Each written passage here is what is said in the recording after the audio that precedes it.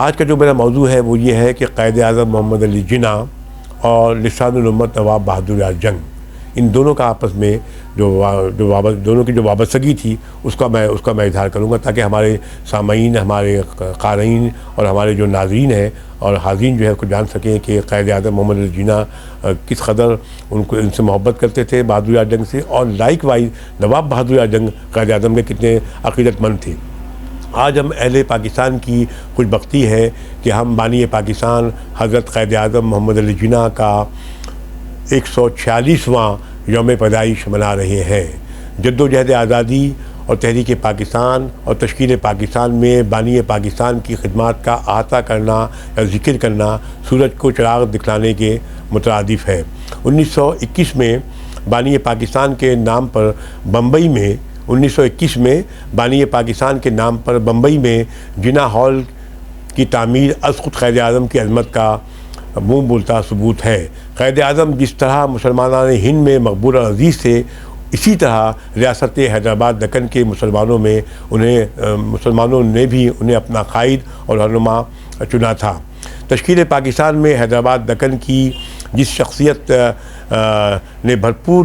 طور پر ساتھ دیا ہے وہ لسان الامت نواب محمد بہادر یار جنگ تھے۔ ان دونوں رہنماؤں نے بر صغیر کے مسلمانوں کی سیاسی غلامی کو صبح آزادی میں تبدیل کر کے ایک شاندار تاریخ مرتب کر دی ہے۔ نواب بہادر یار جنگ کا ذکر کرنا اس لیے میں نے ضروری سمجھا ہے کہ ہمارے مورخین نے نواب صاحب نے جو قائد پاکستان 1940 میں جو کردار ادا کیا تھا اسے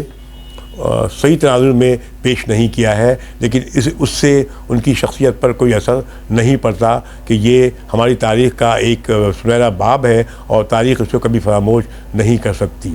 نواب بہادر یار جنگ پر پاکستان میں ایک پی ایچ ڈی جامعہ اردو سے اور جامعہ کراچی سے ایک ایم فل ہو چکا ہے، جبکہ ہندوستان کی جامعات میں بھی نواب بہادر یار جنگ پر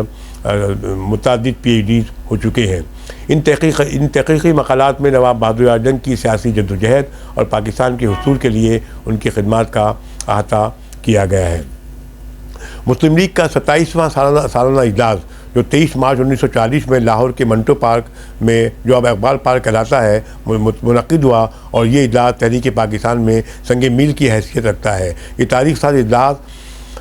لاہور میں ہنگامی صورتحال کے باوجود بہادر یار جنگ کی فہم و فراست اور کوششوں کے باعث مقررہ وقت پر منعقد ہو سکا۔ حضرت قائد اعظم محمد علی جناح نے نواب بہادر یار جنگ کی تقاریر سے متاثر ہو کر ایک مرتبہ یہ فرمایا تھا کہ مسلم لیگ کو اس کی زبان مل گئی ہے۔ قرارداد پاکستان میں متعدد مسلم مشاہیر و اکابرین نے شرکت کی تھی، جن میں قائد اعظم محمد علی جناح، لیاقت علی خان، راجہ صاحب محمود آباد، چودھری قلیق الزماں، مولانا ظفر علی خان، سردار اورنگزیب خان، قاضی محمد حسین، قاضی محمد عیسیٰ، حاجی سر عبداللہ ہارون، نواب اسماعیل خان، نواب بہادر یار جنگ، بیگم محمد علی جوہر، بیگم رانا لیاقت علی خان، سید ہاشم رضا، مولانا عبدالحمید بدایونی، ماذ ملت مس فاطمہ جناح اور دیگر کے نام شامل ہیں۔ نامور استاد اور مصنف پروفیسر شریف المجاہد اپنے مضمون تحریک پاکستان کا نڈر اور بے باک سپاہی میں لکھتے ہیں کہ قائد اعظم کو کسی ایسے مخلص کارکن کی تلاش تھی جو مسلم لیگ کے پیغام کو بر اعظم ہند کے گوشے گوشے میں پھیلا سکے۔ حیدرآباد سے درہ خیبر اور درہ خیبر سے راس کماری تک بہادر یار جنگ نے مسلم لیگ کی وسعت و تنظیم کی خاطر ایک زبردست مہم شروع کی تھی، حتیٰ کہ حیدرآباد کے علاوہ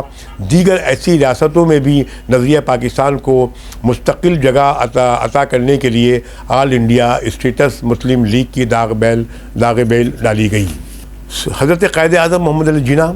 بہادر یار جنگ سے کس قدر والہانہ محبت کرتے تھے اور بہادر یار جنگ بھی ہر مشکل گھڑی میں ان کا ساتھ دیا کرتے تھے، اس حوالے سے حکیم آفتاب احمد قریشی نے پنجاب کے نامور طبیب، کل ہند مسلم وفاق طلباء کے معروف رہنما اپنے مضمون نوجوانوں کے محبوب رہنما میں ان الفاظ میں رقم تراز ہے کہ بانی پاکستان قائد اعظم محمد علی جناح نواب بہادر یار جنگ پر بے حد لطف و کرم فرماتے تھے۔ مسلم لیگ کے جلسوں میں آخر میں نواب بہادر یار جنگ کی تقریر ہوتی تھی، قائد اعظم فرمایا کرتے تھے کہ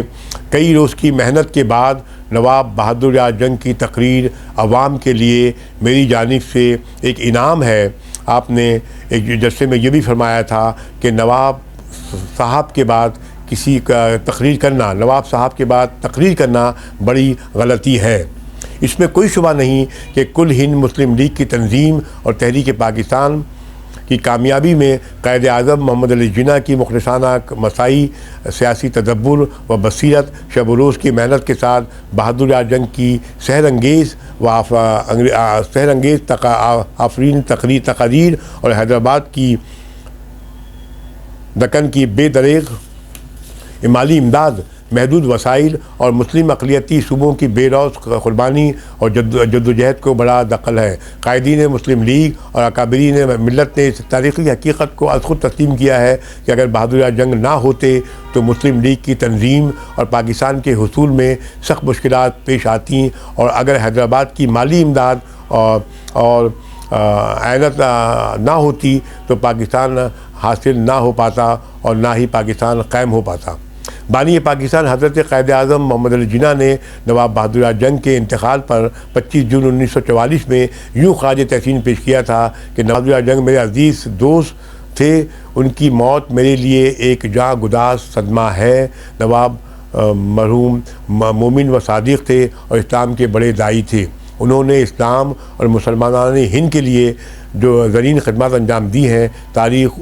ان کو کبھی فراموش نہیں کر سکتی۔ وہ ہمارے لیے قدرت کا بیش بہا عطیہ تھے۔ اسلامی شریعت اور نظام مصطفیٰ جزوی طور پر نہیں کلی طور پر نافذ عمل ہونے کے لیے ہمیں قائد اعظم محمد علی جناح کی جو ہے تعلیمات اور ان کی فکر کو اور بہادر یار جنگ کی فکر کو جو ہے ہمیں آگے بڑھانا ہوگا۔ مودی سامعین کرام، بانی پاکستان نے فرمایا تھا کہ تاریخ ان کو کبھی فراموش نہیں کر سکتی۔ ہم نے جس بے دردی کے ساتھ نواب بہادر یار جنگ کو فراموش کیا ہے وہ ایک دلخراش ثانیہ سے کم نہیں ہے۔ مطالعہ پاکستان اور تاریخ پاکستان کے نصاب میں نواب بہادر یار جنگ کو آج تک شامل نہیں کیا گیا ہے۔ کیا پاکستان کی کسی جامعہ میں بہادر یار جنگ کے نام پر کوئی چیز قائم نہیں ہو سکتی؟ یہ ایک سوال ہے جو میں آپ سب سے کر سکتا ہوں اور کر رہا ہوں۔ کیا ہماری نئی نسل کو بہادر یار جنگ کے بارے میں بنیادی معلومات فراہم کی گئی ہیں؟ یہ کیسا چپتا ہوا اور افسردہ سوال ہے کہ ہمارے مورخین نے بہادر یار جنگ کے ساتھ نامنصفانہ اور ناروا سلوک کیا ہے، جس کا سدباب ہونا چاہیے۔ اللہ بھلا کرے۔ بہادر یار جنگ اکیڈمی کا جو نواب بہادر یار جنگ کے نام سے منسوب ہے، اور اس اکیڈمی نے بڑی فراغ دلی، دل جمعی اور ثابت قدمی کے ساتھ نواب بہادر یار جنگ کی خدمات، تشکیل پاکستان میں ان کا کردار اور ان کی جو نمایاں جو ان کا کنٹریبیوشن ہے اس پر وہ